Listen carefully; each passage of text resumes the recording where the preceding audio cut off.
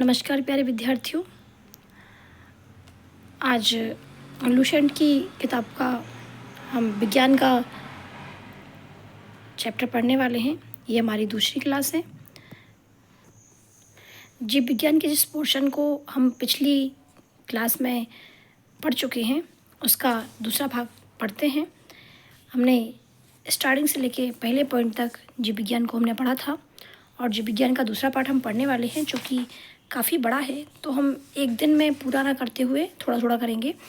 हर रोज़ थोड़ा सा पढ़ना भी हमारे लिए एक अच्छा कदम हो सकता है, तो डेली थोड़ा थोड़ा याद करते चलें, पढ़ते चलें। इसी के साथ आज दूसरी क्लास में पढ़ते हैं कोशिका विज्ञान। कोशिका को सेल कहते हैं, अंग्रेजी में सेल कहेंगे और रसायन विज्ञान की भाषा में इसको साइटो कहते हैं, इसलिए इसके अध्ययन को साइटोलॉजी कहा जाता है। जीवद्रव्य जो होता है वो कोशिका में और केंद्रक में भरा हुआ एक द्रव्य होता है। इसका नामकरण किया पुरकिंजे ने 1839 में। यह एक तरल, गाढ़ा, रंगहीन, पारदर्शी, लसलसा, वजन युक्त पदार्थ है। जीव की सारी जैविक क्रियाएं इसी के द्वारा होती हैं, इसलिए जीव द्रव्य को जीवन का भौतिक आधार कहते हैं। जीव द्रव्य कितने भाग होते हैं? पहले ही जैसे मैंने बताया कि एक कोशिका द्रव्य होता है और एक केंद्रक द्रव्य होता है। एक कोशिका के अंदर भरा होता है उसे कोशिका द्रव्य कहते हैं और जो केंद्रक के भीतर भरा होता है उसे केंद्रक द्रव्य कहते हैं। यह कोशिका के केंद्रक एवं कोशिका झिल्ली के बीच रहता है। यह कोशिका के केंद्रक के अंदर रहता है। जीव द्रव्य का 99% भाग इन 4 तत्वों से मिलकर बनता है। कौन कौन सा? Oxygen 76%, carbon 10.5%, hydrogen 10%, nitrogen 2.4%। जीव द्रव्य जो है उसका लगभग 80% भाग है वो जल होता है, शेष अन्य तत्व होते हैं। जीव द्रव्य का अकार्बनिक और कार्बनिक यौगिकों का अनुपात होता है 81:19। ठीक है। कोशिका सेल के जीवन की सबसे छोटी क्रियात्मक और रचनात्मक इकाई कहा जाता है। एंटोनी वन ल्यूवेनहॉक ने कोशिका का सर्वप्रथम देखा और इसका वर्णन किया। कोशिका का अध्ययन विज्ञान की भाषा में साइटोलॉजी, क्योंकि कोशिका को साइटो कहते हैं विज्ञान में और इसको साइटोलॉजी कहा जाता है। कोशिका शब्द का सर्वप्रथम प्रयोग अंग्रेज वैज्ञानिक रॉबर्ट हुक ने किया। कोशिका की खोज रॉबर्ट हुक ने की, लेकिन वो कोशिका मृत कोशिका थी। जो कोशिका की खोज रॉबर्ट हुक ने की वो कैसी कोशिका थी? मृत कोशिका थी। और जीवित कोशिका की खोज एंटोनी वन ल्यूवेनहॉक ने की। ठीक है। सबसे छोटी कोशिका जो होती है वो आपकी माइक्रोप्लाज्मा की होती है। सबसे बड़ी कोशिका होती है वो शुतुरमुर्ग के अंडे की होती है।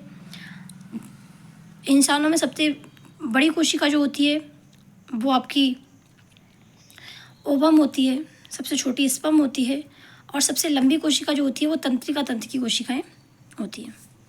ये थोड़ा सा आपको नॉर्मल डेटा याद कर लेना है। कोशिका सिद्धांत का प्रतिपादन 1838 से 39 के बीच स्लाइडेन एवं श्वान ने किया था। पूरा नाम याद करने की आवश्यकता नहीं है, आप फेमस नाम याद कर सकते हैं, स्लाइडेन और श्वान। यद्यपि इनके सिद्धांत यह बताने में असफल रहा कि नई कोशिकाओं का निर्माण कैसे होता है। पहली बार रेडोल्फ विंचो ने स्पष्ट किया कि कोशिका का विभाजन कैसे होता है। इन्होंने ये बताया और नई कोशिकाएं कैसे बनती हैं। कोशिका सिद्धांत मुख्यतः 2 बातें इस प्रकार है। नंबर पहला, सभी जीव कोशिका और कोशिका उत्पाद से बने हैं। दूसरा, सभी कोशिकाएं पूर्व स्थित कोशिकाओं से निर्मित हैं।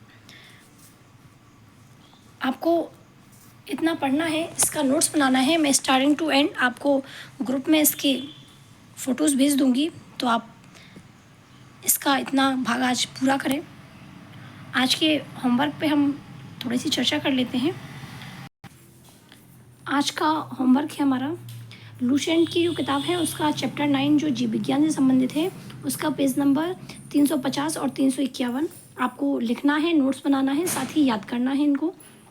और एमपीजीके में आपके पास यदि परीक्षा धाम की ये किताब हो तो आप परीक्षा धाम की किताब यूज कर सकते हैं। आपके पास नया संस्करण हो तो भी चलेगा, पुराना संस्करण हो तो भी चलेगा, और नहीं भी होगी किताब तो अभी कुछ दिनों बाद ले लेना, जब तक मैं किताब के फ़ोटोज़ आपको ग्रुप में भेजती रहूँगी। तो इसका मैं दिखा देती हूँ फर्स्ट चैप्टर, जो कि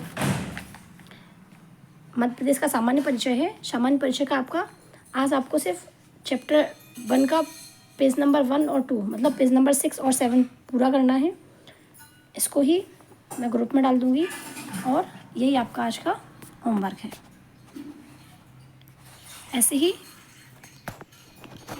थोड़ा सा किया गया रोज़ का प्रयास आपको एक आगे नई सफलता के लिए ले जा सकता है। धन्यवाद।